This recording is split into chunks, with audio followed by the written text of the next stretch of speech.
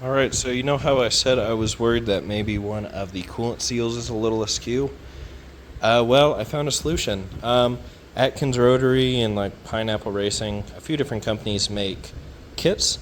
It's pretty much a plate that bolts on to the coolant pump inlet outlet thing there, and it has a valve and a pressure gauge. It's kind of dark, but you can see that. So you just pump it full of air. I think the regular running PSI of the coolant inside the block should be, I think, about 17, somewhere around there. I can double check. And then you pump it full of air until the reader reads 17. And then you let it sit for a while, and if that number drops pretty quick, then you have a leak in one of your seals there. So then you want to take the whole thing apart, which is something I should have thought about before I put the flywheel on. But hopefully everything's just all good. Now you may notice that this looks like crap, and it's not something you'd probably buy from Atkins. I actually made this myself. I got a sheet of metal, the valve, the pressure reader, got these dowels for spacers since these are just long dowels there. Plugged up these hoses here, and yeah, put a little gasket here. I drilled and tapped all the holes for everything. So I will be surprised if this works. But if I pump it full of air and this pressure reader doesn't read any loss, then I know it's good. If it does have a leak somewhere, it could also mean that's in some of my shoddy craftsmanship here. But then I can, play around with it, tighten some things, loosen some things, put some sealer on some things, and we'll see what we can do to help. But it's like 1 a.m, and my air compressor is extremely loud, and I'm also missing the attachment to attach it onto this. This is pretty much just a tire stem, like you air up your tires, which I think is pretty cool. Hopefully this thing works. We'll find out in the morning. Alright, so I forgot to record it, but looks to me like we're all good in terms of all of the coolant components. Little plate worked. Everything looked pretty good. I'll double test it in the morning, just to double check. Quick sanity check. But in the meantime, we can go ahead and get everything all assembled on this side. Pretty much everything over here is done. Everything's torqued down. Got the stationary gear and the flywheel itself, flywheel nut torqued down. On this side, this is where all the fun stuff happens. Alright, so for assembling this whole front stack up on the centric shaft here, if you remember, we had just some holding bolts on this front stationary gear just to keep it in place while we stacked the engine up, but I went ahead and took those out, and then now we can start putting everything in here. So start off just with a little bit of oil just to get it all greased up, and then you want to take this thrust spacer. It has a chamfered side on the inside there. You want that going down towards the engine. So we will slide that on there, get some more oil on it. Ran out of gloves, so I'm just using my fingers, which is great. Then you want to take your needle bearing. I think I showed this already, but that is the old one versus the new one. As you can see, this one looks fancier, at least probably just from newer models. All interchangeable, I'd imagine. Just gonna get some oil on that, not too much. This will get oiled up real quick when it's running anyways. So that spins pretty good. And then this part's kind of tricky, and you want to have your engine vertically for this, with this post going straight up so that this isn't like resting like down with gravity. You want that kind of centered. One of the parts here is this spacer right here, and this guy goes on the shaft here. Get that oiled up as well. Just goes right down on it, and that sits inside of this needle bearing. If it's sitting like on top of it and you get everything torqued down, you're just going to destroy that bearing, which is not something you really want to do. But you get that spacer on there, should sit on there nice and easy, and then that bearing, needle bearing, should spin around freely. And then once you have that on, you want to put that on first, just so you avoid, squishing it underneath. Then you can put on your plate here. I don't think the orientation matters. Both sides of it are going to be covered in oil. Both sides have a needle bearing on them anyways. But you can't put it in the wrong direction because there is, see that hole there, fits snugly over the dowel pin that's in there. And then with that spacer in, you can take all of your bolts. There's 6 12mm bolts. Tighten them all to 12 to 15 foot-pounds. Got all these torqued down. Also, one thing that I want to mention is that there are a lot of different of these spacers, these center pieces, depending on the tolerances of everything else. I'll talk about the in-play later, and we'll actually measure it. But there's slightly different thicknesses of these for different in-play. Well, you want the same in-play, kind of. You want it to be within spec, but depending on the other components you have in the car. This one, I believe, is stamped C. It talks about it in the thing here, about the widths of those. So you can measure your in-play and then replace the spacer as needed. I'm assuming everything should be fine with mine because I'm using all of the exact same parts in the exact same places. But we'll get it all together, then we'll measure it before we torque anything down all the way. Next up, you want to, go ahead and put this key in. Should slide in right here, I believe. Yeah, it'll only go in one way. It's too wide that way. And it came out with this chamfered side up, so I'm just going to do that again. But that should just slide in there real easy. Down all the way probably works. So we got the key in. Usually I think it just sits kind of in the middle there. I don't think it should matter too much. Then you want to get the next needle bearing here in. Let's see. Again, this is one of the new ones. Let's get a little bit of oil on that. Get it all greased up nice. Just drops over. Just like the one underneath, it sits on the outer edge of that spacer. Spins freely. Then it is time for the counterweight. I'm greasing the surfaces on the top and bottom and inside of all these components. This one has a spacer on the inside. This one kind of just sticks on there just because of the oil holding it, but that does just rotate freely. Just make sure you have that on there because it's probably easy to misplace. And then you just get that lined up with the key there. It's a little difficult to do with one hand through my phone screen here, but I think I can get it. Come on.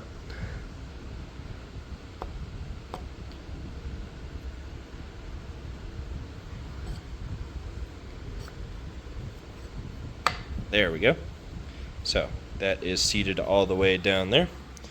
Next up is the oil pump gear pulley thing. This has the that metal chain that drives the oil pump, which is going to be bolted right there. Same thing with this guy. Drops on right there. And then last up is the helical gear here. This guy goes on the same way.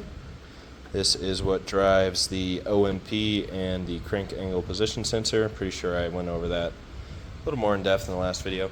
And then you have the whole stack right there.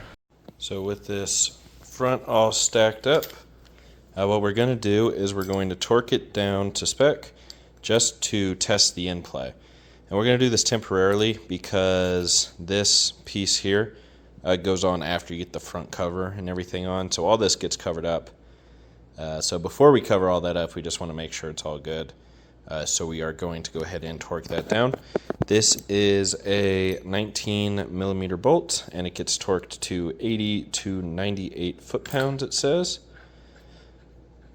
And you will need to block the flywheel down there from moving, like we did when we were tightening the flywheel bolt up. All right, so with this top bolt torqued down, set up your micrometer guy here. Got that thing set to 0, pretty much. You can see it's kind of close in there, but it's not going to touch, so it should be able to go up and down freely. And then what we're going to do is we're going to lift up on the flywheel, and then we are going to see how much up and down. I'll get that set back to 0. There we go. Come on.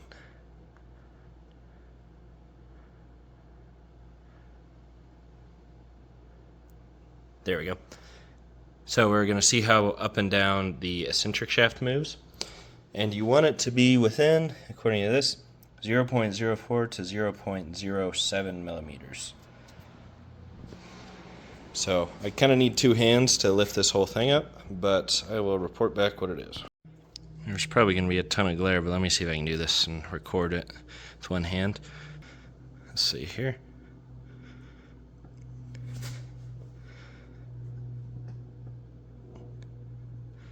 Nah, I can't do it. You can see there it's kind of moving.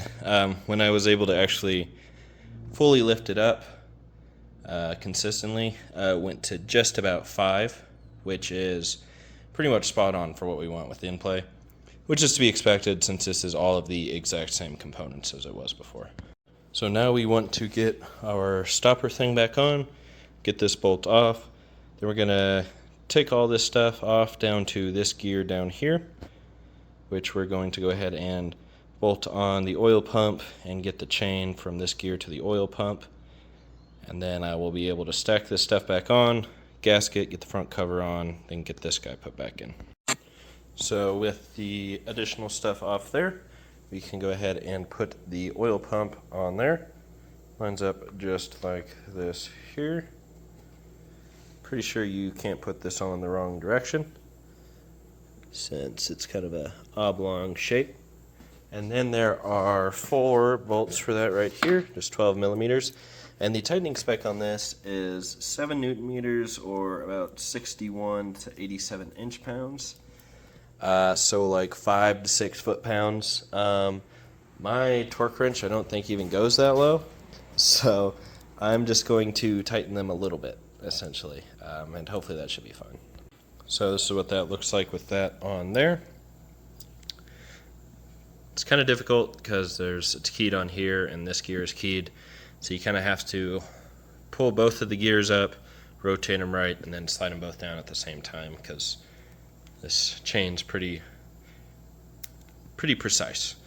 And then you have this washer here, which goes on to the oil pump gear. I'll flatten that out a little bit, and then you put this on there, tighten that down to 23 to 35 foot-pounds, I believe.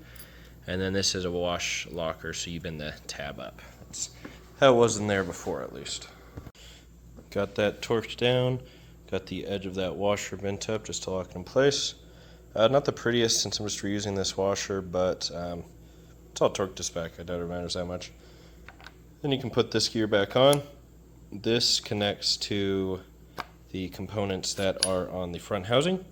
So next it's time for that. Alright, so now we are ready to get the front cover on. Went ahead and got the seal pressed in there. Got the gasket on here. This is the paper one.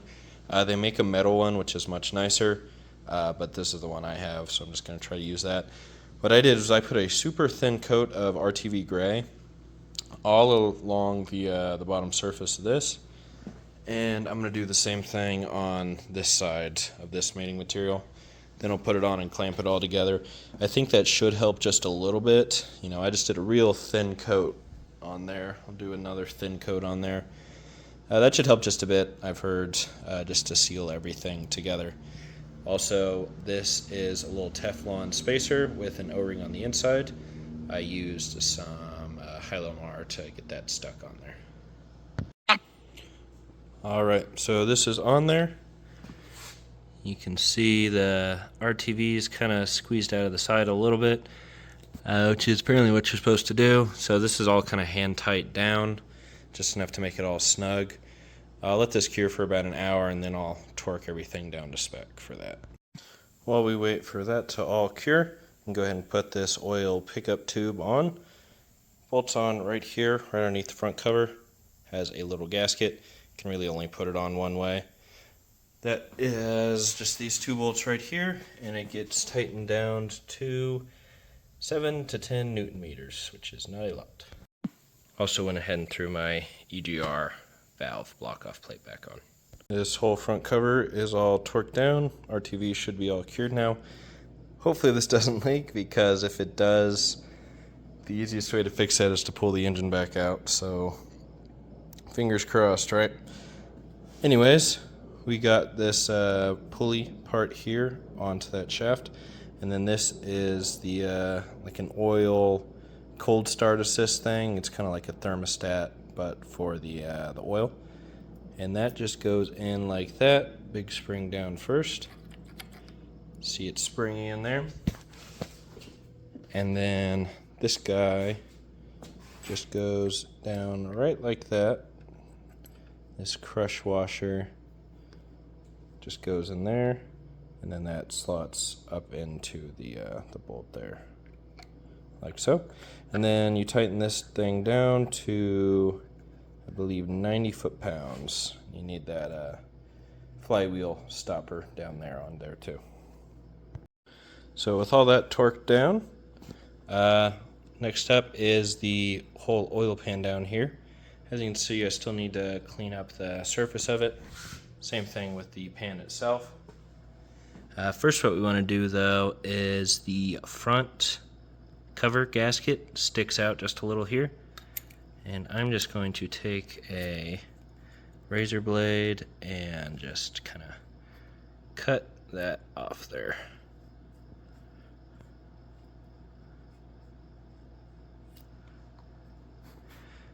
I'll probably go over that again, but you get the idea. Same on both sides there. And it's pretty interesting. You can see all of the workings in here. You can see like the flywheel, the counterweight moving. And you can see, like, if I rotate it here, let me turn on the, that's bright. You can see down there, see the chain moving and the flywheel and all that. So that is pretty neat. The gasket kit I got did come with a gasket for the oil pan. However, stock from the factory, like this one, it was all, they just used sealant, silicone sealant all around here. And that honestly seems like it's probably a better option. That's what a lot of people use anyways, even though there are gaskets out there. So yeah, I'm just going to use the sealant, make sure it's all clean first. Went ahead and got most of this side of the oil pan done. Still need to make sure the inside's all cleaned out. And I'm going to go ahead and put the new oil drain bolt in. This is the old one. As you can see, it's pretty bent up. I was also missing the washer for it. And then the brand new one, this one should be much better. Awesome. So now that we have the surface for the oil pan all cleaned off, clean it off with a bunch of brake cleaner. Should be all nice and smooth. Make sure you got no debris in there. And then according to the manual, you want to take some of this sealant stuff. I'm just using this Permatex Right Stuff. That's what people usually recommend. And then you make a bead all the way around the edge, going on the inside of all the bolts. And then you overlap at the end, and then you want to do a circle around this part right there, since that's where the motor mount sits on there. Then we should be able to just put the oil pan on there.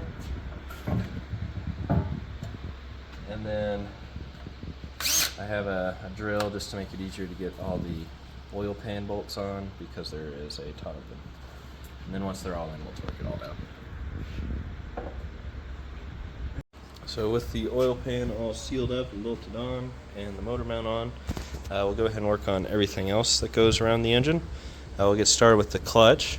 This is just a stock clutch from Exidy, since that was the cheapest. But you just, the flat side goes towards the engine, and you use this little aligning tool and you stick it in right in there like that. And this is it with the pressure plate on. It lines up with these dowels here, and there are 6 bolts around the edge. You tighten those down, just going in a circle until it's all flush right here all around. And then you want to tighten those down to 20 foot-pounds. Got the exhaust on. That's just 4 bolts tightened to 23 to 34 foot-pounds. And then you got this shroud that just has 4 bolts around the edge. For the intake, you get your new gasket on there. And then these valves here, you want them lined up with a little notch on the gasket. You can see that side on the bottom left there is bigger. That's the side you want lined up with it there. And then you got the lower intake manifold on with that new gasket. 4 bolts, 2 nuts, all to about 20 foot-pounds. With the intake and exhaust manifolds on, I'll start working on the front side. I'll start off with the pulleys here. The pulleys and everything here can actually only go on one way.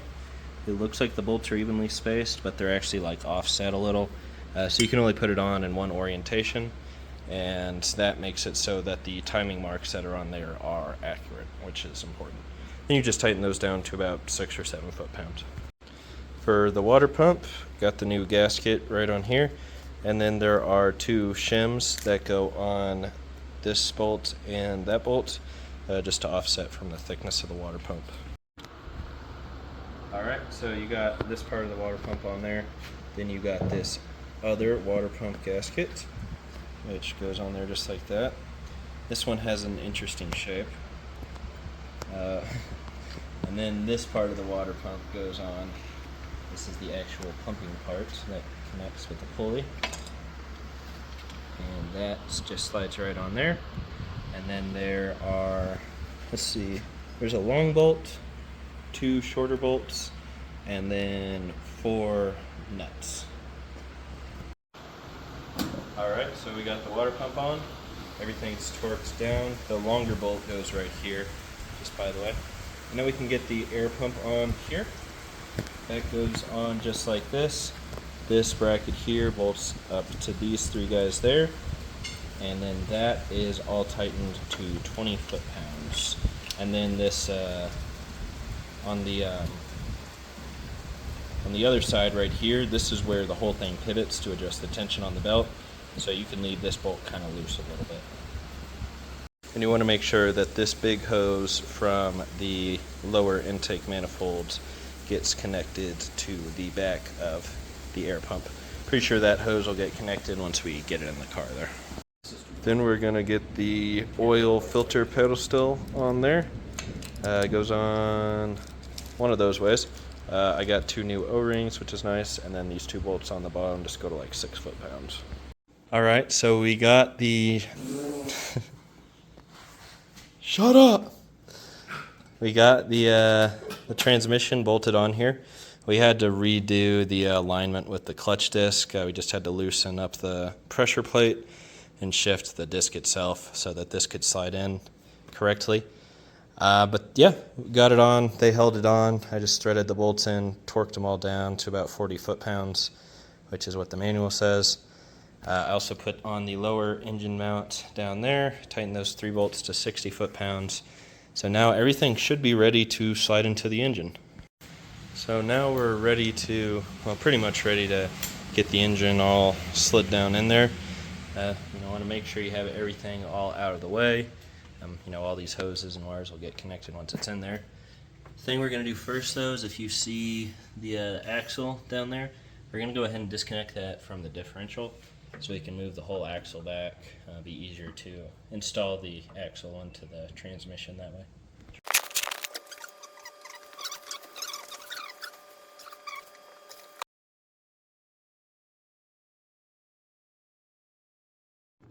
Alright, so as you probably saw in that time lapse, we have the engine back in the car, which is exciting. It was a little difficult maybe little more difficult than it could have been, because that piece broke there, so we didn't want to lift it from this point. Might have been fine, but didn't want to risk it, so what we did was we just wrapped the chain around the back of the transmission there. Took 3 of us about 3 hours to get it in, but it is in.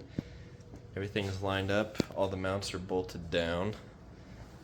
One interesting thing is that the engine's nice and level, but it sits kind of like slightly at an angle. But from what I can tell, that's pretty normal. A handful of engines I've seen just on other cars look like that, and people say they have cars that look like that too, so not a cause for concern. Anyways, now that everything's in there, everything's all bolted in, the next step is to get all of the hoses and wires all attached and ready to go, which will probably be in the next video, because this one's probably like an hour long or something. I don't know, I haven't edited it yet, but that's what's next, and then we should hopefully be able to get it started. But it's awesome how clean it looks in there. All the parts are nice and clean, so very exciting stuff. Stay tuned for the next video where hopefully it gets running.